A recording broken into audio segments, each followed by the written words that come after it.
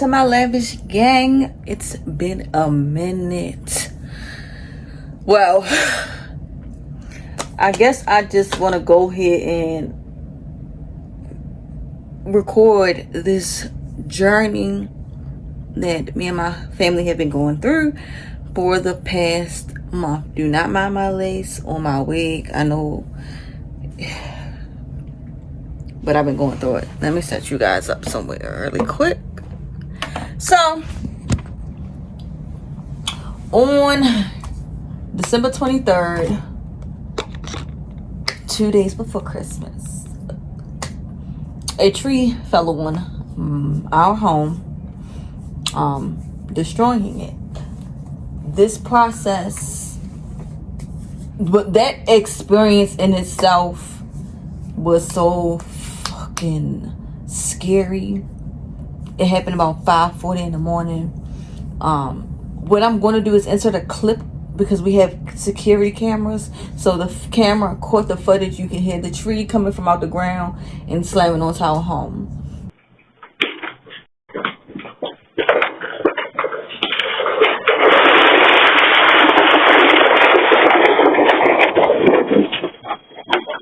Thank God, no one was hurt.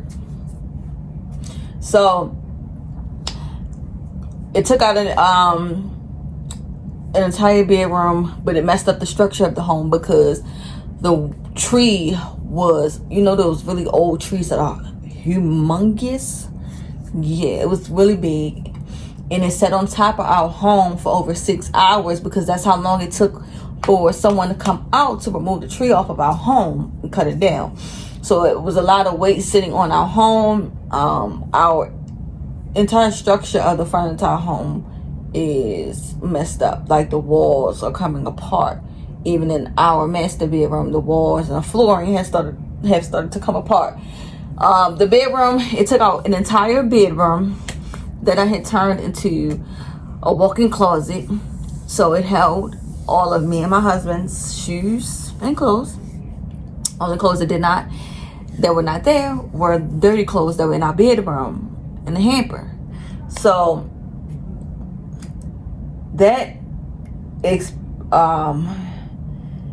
has that, I want to say I have like PTSD from that, because any sound that I hear, because the sound that it made when it hit my home, we were asleep, and the way it woke us up out of our home is like, woke us up out of our sleep. It was like detrimental. It's something that you're never gonna forget, of course. The sound, how it happened, continuously replaying in your head.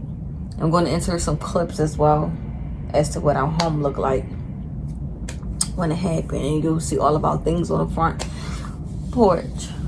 I'm sorry, because there was no porch, so it was on the front yard. Well,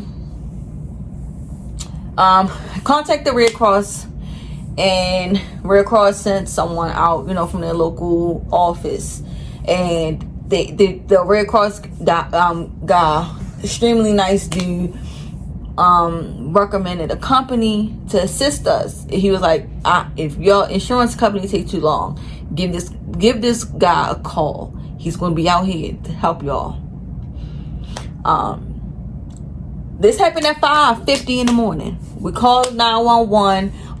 Fire department came out, but because no one was trapped or hurt, they could not do anything. So we had to leave out through our back door. Call the insurance company, homeowners insurance, explain everything. They're sending emergency services out. This is about 5:50 because it happened around 5:40. It was between 5:45, 6 o'clock. All this is happening. It's 6 hours have passed, and we're not leaving our home because our home is wide open to the street. So we're sitting in front of our home in the car, running out of our gas, everything. Oh, and then on top of that, that same night, the night before, someone tried to steal my husband's car, so his back window was busted. Yeah. So, and we had caught that on camera as well. So I was like, you know, I continuously calling the emergency service people that the home insurance company was sending out. I'm like, when are y'all sending somebody out? Now, this is that day where it was storming really, really bad. The winds were crazy. It was pouring down. The wind was crazy. It even had started snowing. A whole bunch of stuff. So they're like, well, we have someone, but we can't send the tree people to come out and cut until we know when the wind is going to come. You know, we don't know when the wind is going to stop being really bad. So we like, all right, it's already been 6 hours. So you're telling me that you don't know when you're going to have somebody out here and it's already been 6 hours? I was like, oh, you know what? I told my husband, I said, you know what? Let me call the people that the Red Cross gave us and let me see what they say. I'll call this man, tell him what happened. He said we'd be out in 45 minutes.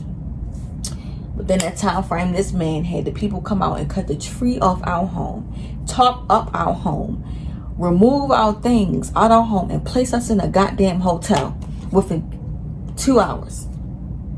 And my insurance company didn't do shit. Shit. So it is January 26th. This happened December 23rd. We have been in a hotel room all of this time. So we have a two bedroom. It's like a little apartment. It has like a little living room, and like a full kitchen. But the kitchen only had 2 little saucepans, and then they were disgusting. Like, it was not like, no, I'm not feeding. So for the longest time before we had, you know, some funds to go in,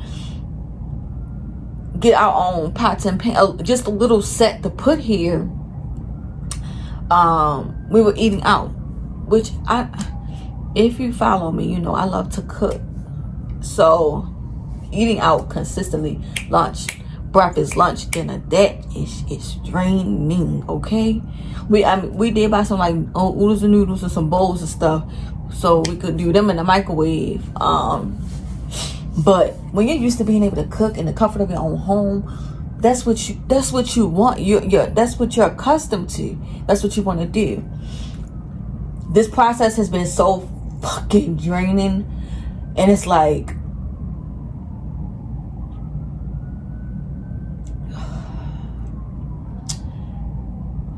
I feel like God really has something in store for us. The freaking stress that we have gone through for this, like having to keep calling the insurance company, because then y'all keep changing our claims representative multiple times, not letting us know why y'all gotta change this now, why you giving us this person now, why you giving us that person. It has been so much, to the point where we're trying to do things on our own, but it's like we're getting held up by the insurance company because they have to pay this stuff out. They have to pay this out. It's included in our policy. You have to pay it out. It took them a month. We didn't have an adjuster come look at our home until January 13th to do the inspection. Had did not come look at our home until January 13th. Still has not done a report yet. It's January 26th. You already looked at our home. An engineer had to come out. The engineer has already came out. And you still have not done a fucking report? I already researched home builders and everything. We found a home builder. I already reviewed them, licensing. They've been licensed for over 20 years and never had a complaint against them. Had the home builder come out, do their inspection before the insurance company did their inspection. They're ready to go, but they can't move because the insurance company is taking their time. They're pussyfooting around, and they think they make me so mad when people who have these fucking jobs, y'all go at your own pace because y'all not in this fucking position. This is not your family in these shoes. It's not your family in this position. So y'all move at your own fucking pace because it's not a fucking concern to y'all. So luckily with the guy that we called from the Red Cross, he's been a public adjuster for us, representing us to help us out. but it was the guy who actually worked to put us in the hotel, and he's been doing as much as he can as possible as well to try to get us out of the hotel. And luckily we're finally leaving to go stay in an apartment for 3 months. And I did tell him, when we have to go from living in a home that's over 1,400 square feet to a 900 square foot apartment, that's not easy for you. But I'm also tired of standing in this goddamn hotel.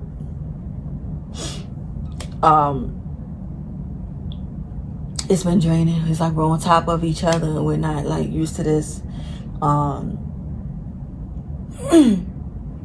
And with this hotel, it's very like secure. You gotta use your room key to get in and out of everywhere. Even in the front door, you gotta use your room key. We valet park. And this is running up their money, but running up the money, but y'all taking y'all time, so this is really on y'all. This hotel we're in is not cheap, and then the valet is $42 a day. So add that up for a month. Standing here for over a month actually. So during this time, because we still have the security camera up somewhere on the front of the house, we're still able to see things in our home. And we still have a security camera on our back door. And inside of our home, we have security cameras. And mind you, it's still to this day, all of our things mixed in with the drywall, the sheetrock, and everything else that came, the structure of the home that fell apart from the tree is still on our front yard. So just imagine, if I'm going to enter the picture from the camera so you guys can see it. Our shoes, our clothes, everything that was in that room is on our front yard, mixed in with drywall, sheetrock. So just imagine it in your head. So people have been coming by, and I can see them on camera stealing shit off our front porch. Somebody tried to attempted to break in our home today because they think that it's vacant. And it's the shit I'm talking about. Like, by now, y'all should have had somebody come out and clean this shit the fuck up. And I'm trying to let my husband handle this shit. But my husband's not confrontational. But baby, I am. Oh, I'm very confrontational when it comes to my motherfucking family and shit that need to be getting done. I'm not pussyfooting around with no goddamn body. It needs to get done. It needs to get done. If you can't do it, your services are no longer needed, and I will do them. I will handle the shit myself. Okay? So, because we are moving tomorrow to the apartment, I'm now packing up the things that we have here. It's really not a lot. You just gotta think about clothes and stuff. Because this happened 2 days before Christmas, it really messed up Christmas, really, for my son. You had to have Christmas here in the hotel, and Amazon had actually canceled half of his Christmas order. Some things we still had and were able to save, because I had hidden things in the closets, in my trunk. So a lot of things were still saved, but he couldn't get half of his Christmas stuff until after Christmas. So that really sucked ass. And then a post office worker stole a package of ours.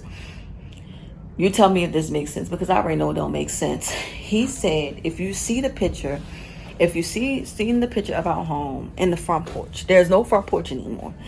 Half the front porch is gone, okay? And there's a bunch of sheetrock and everything in the front of the house.